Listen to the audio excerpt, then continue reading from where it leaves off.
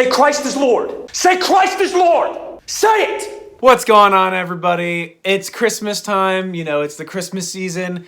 I normally do Christmas videos around this time, but not today. I'm gonna be reviewing the movie Spaceballs, and I'm gonna make the bold claim and say that Spaceballs by Mel Brooks is actually a better Star Wars movie than any of the Disney Star Wars films. So let's just get right into this review. So firstly, I think it's important to establish what Spaceballs is. Spaceballs is a science fiction parody of Star Wars. It's a comedy film that's meant to be like a satire of the sci-fi genre, directed, written, and created by Mel Brooks, who is one of the funniest people to have walked the planet. He has made such contributions to comedy films, and Spaceballs, I mean, it's a legendary movie. When I was a kid growing up, all the young boys would talk about Spaceballs. Spaceballs had like a godlike status amongst movies among us young boys. I don't really know if girls felt the same way, but I was in the Boy Scouts, and every time we'd go on camping trips, all us Boy Scouts would quote Spaceballs, or we would talk about Spaceballs.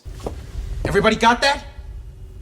I'm telling you, like, this movie was considered like a god tier movie. Sir, we've never gone that fast before. I don't know if the ship can take us. What's the matter, Colonel Sanders? Chicken? So my bold declaration that Spaceballs is a better Star Wars film than anything Disney made, I'm serious about that. Now, make no mistake. I'm not saying, and I'm not even gonna pretend to like, Spaceballs, it's not a serious movie. It doesn't try to be a serious movie. It's a parody. It's a comedy, and it's supposed to be a funny film. So I'm not gonna pretend like it's a profound film or, oh, it's actually no, it's a comedy.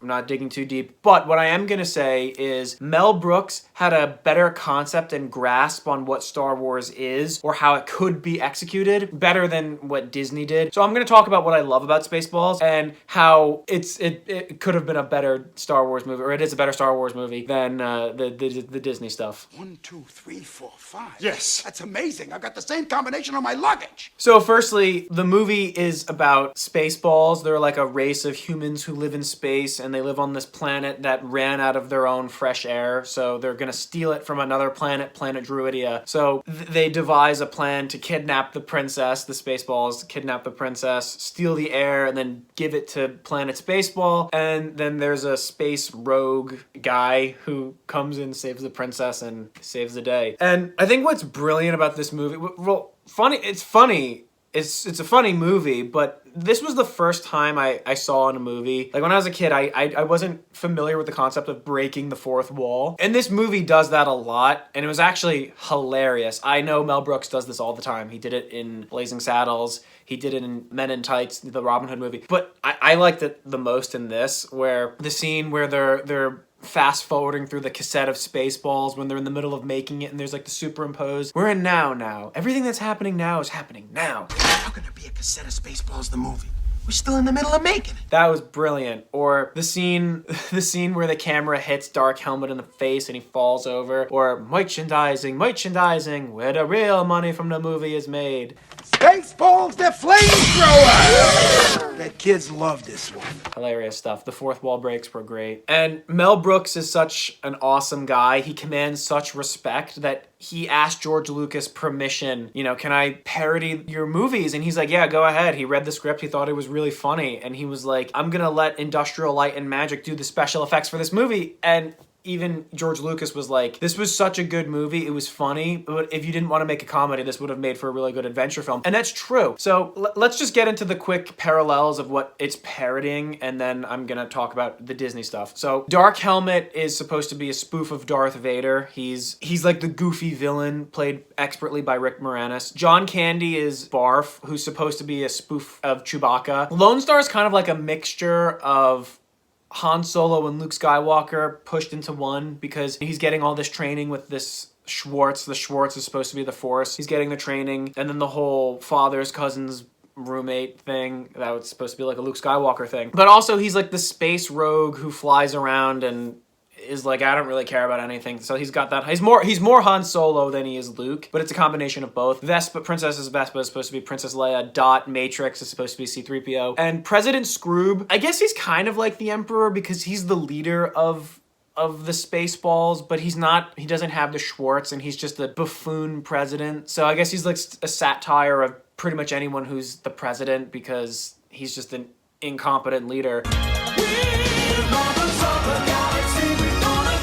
So he's kind of like the Emperor, I guess. I don't know. And then Yogurt is supposed to be Yoda. So yeah, that's where we're coming from. Now I'm gonna make some comparisons to Disney now. So I mean, Disney made a colossal mistake in how they went about doing their Star Wars films. The sequels were a disaster. I hated them, and I didn't watch the new Indiana Jones yet, but they also ruined Indiana Jones from everything I've heard, and I've read they're really bad. When they buy intellectual property, they destroy it. Unironically, everything that makes Spaceballs a really funny movie and goofy, that Disney did it for real, thinking it would be serious. Let me give you a comparison. So Dark Helmet, our villain, what makes him hilarious is the fact that he's not an intimidating guy whatsoever. He's a short man and his face is not anything intimidating, and yet he wears a ridiculous outfit and a ridiculous costume for no reason whatsoever.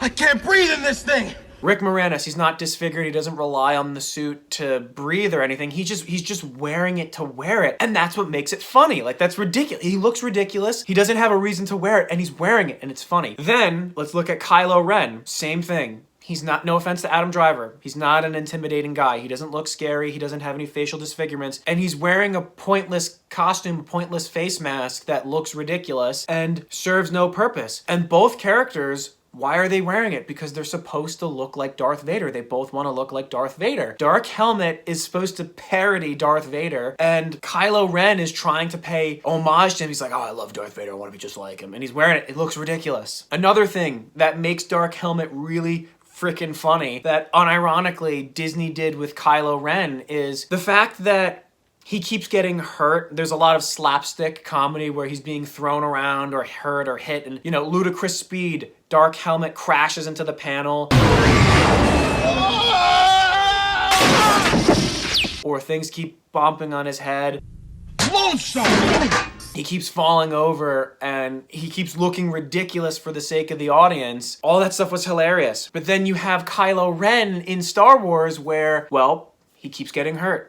He's not very scary. He's not intimidating. And then in the fight scene, Daisy Ridley's Rey just mops the floor with him and he looks ridiculous and it's funny. And they thought, unironically, that it would look good for the character. It doesn't. And then I think the last thing I want to touch upon the similarities between the two would be Dark Helmet is pretty incompetent when it comes to his powers. He even admits, like, there's two sides to every Schwartz. There's an upside and the downside. So he's like, oh, I can't face off against Yogurt because he's got the upside. I got the downside. There's two sides of every Schwartz. I'll call for the attack squad, sir. No, we can't go in there. Yogurt has the Schwartz. It's far too powerful. Or the Schwartz getting twisted where it's like, oh man, my powers are, that's funny, it's goofy, it's ridiculous. Shit! I hate it when I get my Schwartz twisted. In the Star Wars movie, well, what happens? Apparently Kylo Ren has the downside of the Force because he's incompetent with his powers and he can't read the mind of Rey. He's like, oh yes, resistance. Okay, I can't do anything. I'm useless. I mean, he's useless with his powers. He's not really good with it. And it's just all kind of goofy, and it all makes for Dark Helmet supposed to be funny, unintimidating, and not a serious villain, and that's what makes the movie brilliant. Whereas in Kylo Ren, unironically, has all of those traits of Dark Helmet and is supposed to be a serious villain. That to me is just, it's kind of funny. Now, another thing I want to talk about is the fight between the hero and the villain in Spaceballs. I'm not gonna lie, like the mock lightsaber fight, the Schwartz battle, that was actually a pretty good fight. I know it was played for laughs and it was pretty goofy and slapsticky.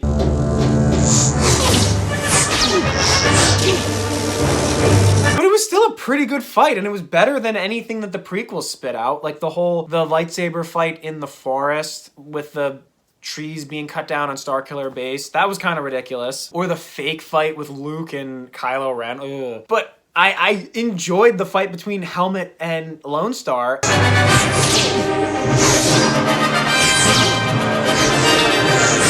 It was goofy and funny for sure, but I actually really enjoyed it as a real fight, and it was pretty cool. I love that aspect. And then the whole, this isn't the wide world of sports, it's a reference to Blazing Saddles, or say goodbye to your two best friends, and I don't mean your pals in the Winnebago. Say goodbye to your two best friends.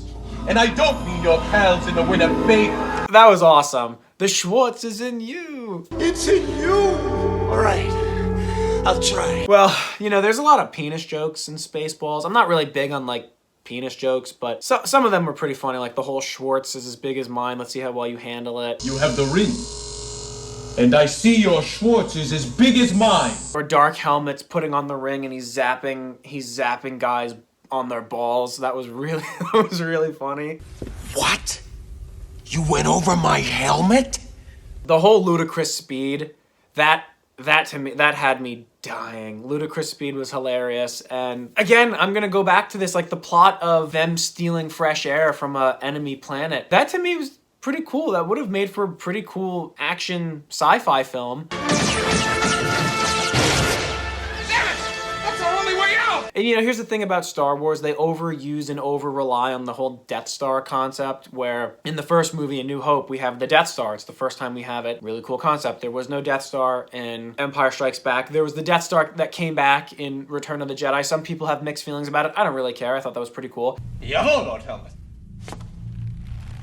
And then in the prequels, there was no Death Star. But then in Force Awakens, there was Starkiller Base. Ridiculous. And then there was the battering ram that had Death Star tech, and then all those Star Destroyers that could destroy planets. It comes to a point where, like, there's just too much Death Star. This movie didn't have that. It was like the giant transformer vacuum cleaner thing. Pretty cool. You don't need to rely on the Death Star to do something cool and fun. Now you see that evil will always triumph, because good is dumb. And even their whole evacuation sequence where they're like, cancellation button, hurry! Mel Brooks is just brilliant. Mel Brooks is just one of those brilliant directors, and I love when he plays his characters in his own movies, how goofy he is, or the Hail Scrooge presidential salute. And I think something brilliant about Mel Brooks is the guy can adapt to whatever time period he's doing movies in. This movie is like so 80s. It is so 1980s. Like you have that techno sci-fi feeling and the techno music being played in the theme song. The theme song was brilliant. And then it also had a lot of the looks and the aesthetics of 80s, and I think it captured the look of what a Star Wars 80s sci-fi type film would be perfectly, and it also spoofed a lot of other 80s sci-fi films. So, Lone Star, yogurt has taught you well. Or some things from the 1970s, in a way that was like, wow, Brooks is surprisingly in touch with a lot of things going on. You know, a lot of times people, myself included, you know, we like to live in the past, or we like to stick in one specific time period, but he can update, and he doesn't just stick with one time. It's brilliant. And not to mention, I do think that the special effects in this movie were actually pretty good, to be honest. I like the special effects. How was that? Not bad. Not bad for a girl. Hey, that was pretty good for Rambo. I mean, it made fun of Alien in a funny way. It made fun of Star Trek. I'm not really a Star Trek fan, but it made fun of Transformers, made fun of Planet of the Apes, like Wizard of Oz, 2001: A Space Odyssey. So it made fun of a lot of really big sci-fi fantasy type things. And I'm gonna be honest, like, it did it in a very respectful way.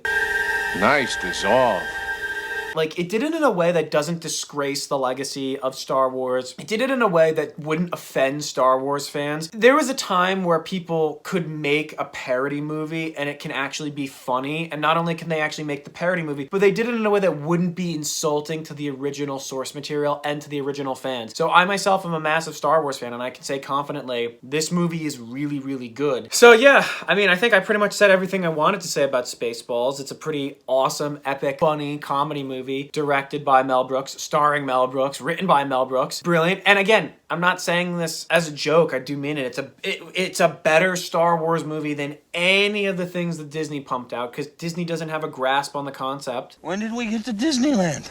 Doesn't do very good, not a good execution. This is a better Star Wars movie than Disney. The lightsaber fight was better. The villain, I mean, even though he's pretty much the same as Kylo Ren, at least he's actually funny and enjoyable, and you're supposed to laugh at the guy as opposed to taking, you know, you're supposed to take Kylo Ren seriously. You can't.